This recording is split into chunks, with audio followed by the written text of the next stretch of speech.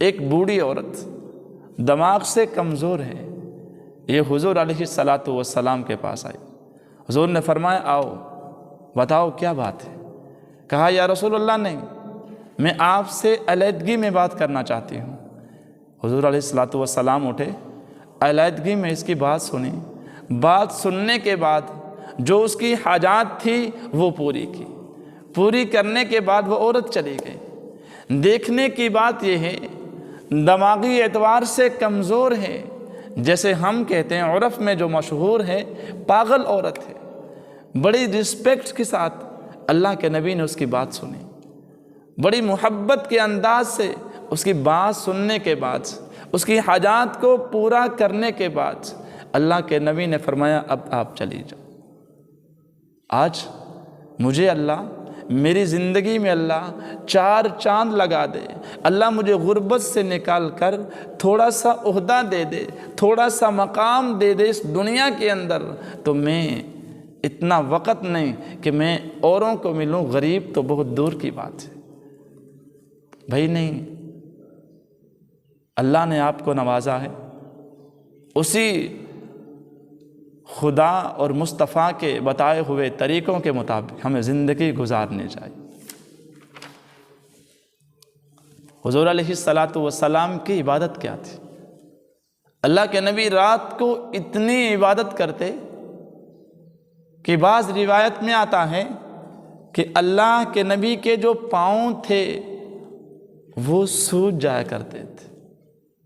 حضرت عائشہ رضی اللہ تعالی عنہا فرماتی ہیں یا رسول اللہ آپ اتنی عبادت کرتے ہیں، آسان لفظوں میں بتاؤں آپ تو بخشے بخشائے ہیں، آپ تو ہماری نجات پر آپ نے مہر لگانی ہے، آپ کے حکم پر لوگوں کی نجات ہوگی، یا رسول اللہ آپ اتنی عبادت کیوں کرتے ہیں؟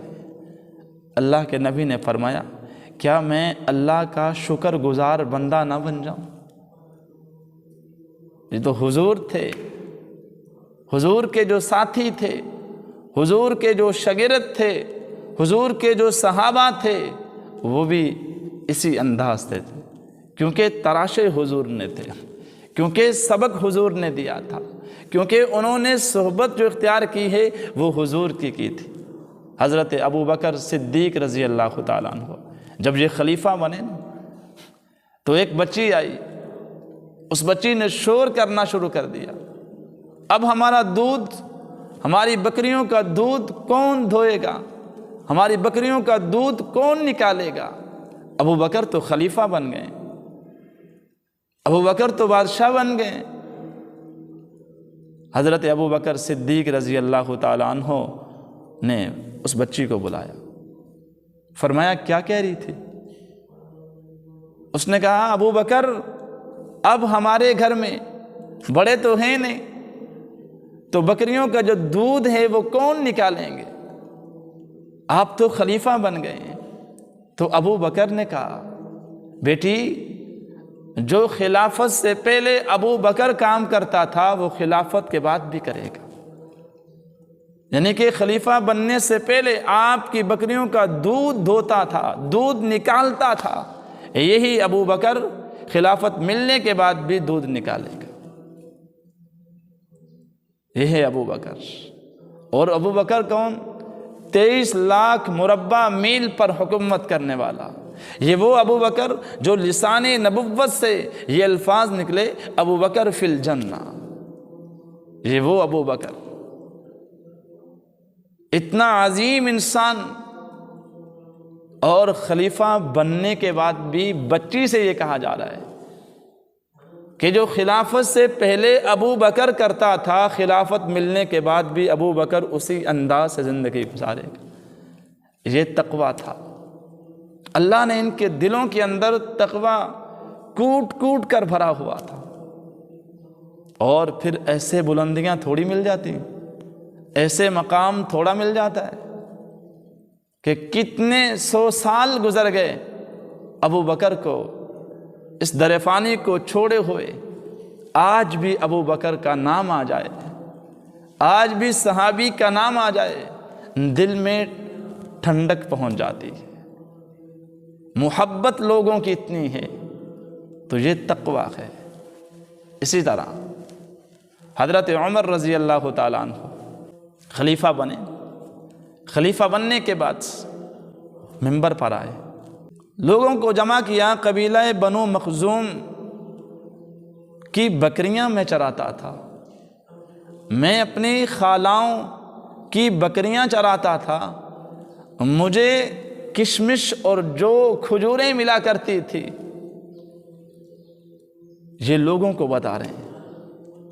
عبد الرحمن بن عوف آئے، عبد الرحمن بن عوف نے کہا عمر کیا بتا رہے لوگوں کو؟ آپ کو کھجوریں ملا کرتی تھی، آپ کو کشمش ملا کرتی تھی، آپ لوگوں کی بکریاں چرایا کرتے تھے، آپ تو اپنے انسلٹ کر رہے ہیں، اپنے آپ کو چھوٹا پن لوگوں کے سامنے دکھا رہے ہیں۔ عبد الرحمن بن عوف کے سامنے حضرت عمر نے کہا مجھے جب خلافت ملی تو میرے دل کے اندر وسوسے آئے کہ تو خلیفہ بن گیا ہے، تو بادشاہ بن گیا ہے، 22 لاکھ مربع میل پر حکومت کرنے والا انسان بن گیا ہے، لیکن میرے دل میں یہ آیا تو کس کی دعاؤں کی وجہ سے اسلام میں آیا ہے؟ اللہ کے نبی نے کیا کہا تھا؟ عمر فی الجنہ۔ میں نے اس وجہ سے لوگوں کو اکٹھا کیا اور لوگوں کے سامنے اپنے حالات ماضی کے بیان کیے، غربت کا دور بیان کیا، تاکہ میرا دل وہ وقت نہ بھولے، تاکہ میری زبان ماضی کو نہ بھولے۔ تو بھائی ماضی کو یاد رکھ کر ہمیں زندگی گزارنی چاہیے۔ ماضی غربت والی تھی، ماضی میں اللہ نے بہت مال دیا تھا، اللہ نے اب اس سے بھی زیادہ دے دیا۔ ماضی میں غربت تھی، اب اللہ نے دن بدل دیے۔ ہمیں اپنی ماضی کو، اپنے پرانے دنوں کو یاد رکھ کر زندگی گزارنی چاہیے۔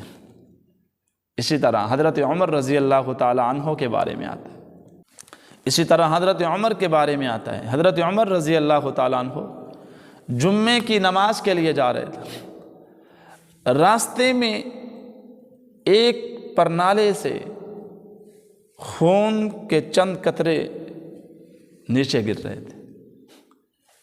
یہ جو پرنالہ تھا، یہ جو گھر تھا، یہ حضرت ابن عباس رضی اللہ تعالیٰ عنہ کا تھا۔ تو زور سے ہوا آئی، اس ہوا کے ذریعے سے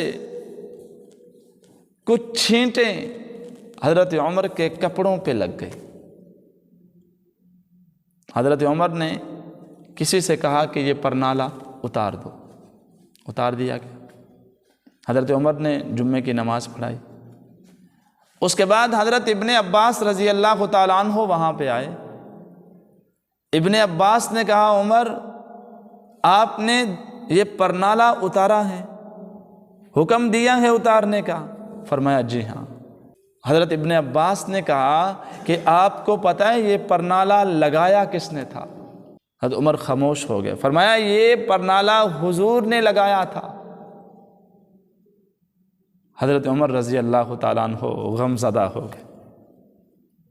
حضرت عمر نے کہا اگر میں نے اتارا ہے، میرے حکم سے اترا ہے، تو میں ہی اس کو لگاؤں گا۔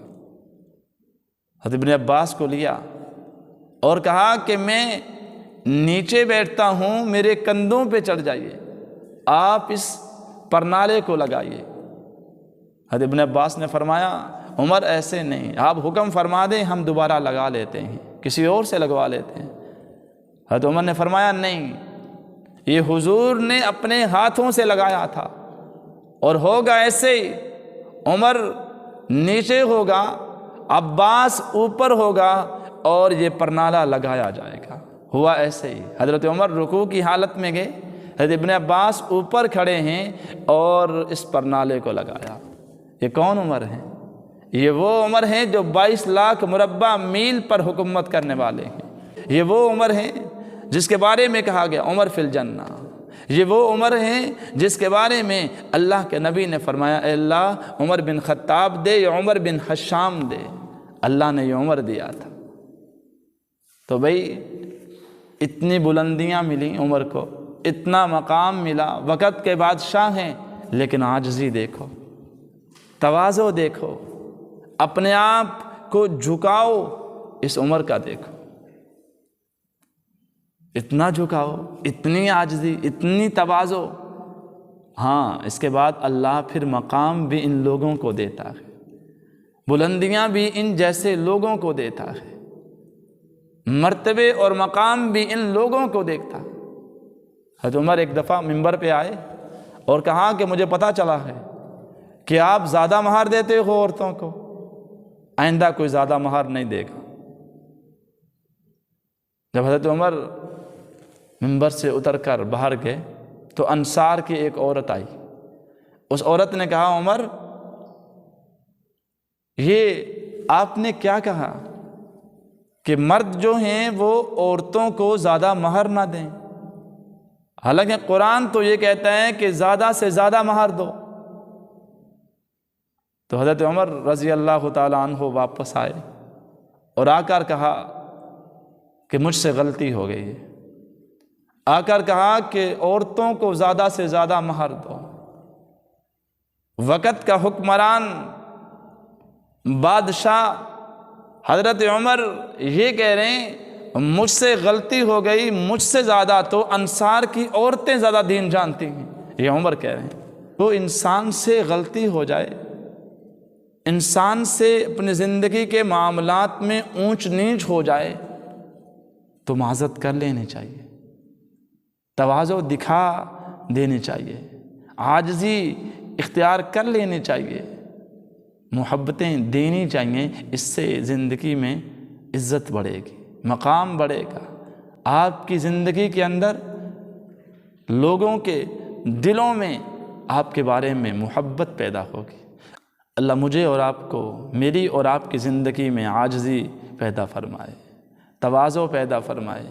اللہ تعالیٰ میری زندگی میں، آپ کی زندگی میں، حضور کی زندگی، صحابہ کی زندگی، تابعین کی زندگی، اسلاف امت کی زندگی اور نیک لوگوں اور اکابرین جیسے تواضع والی زندگیاں پیدا فرمائے۔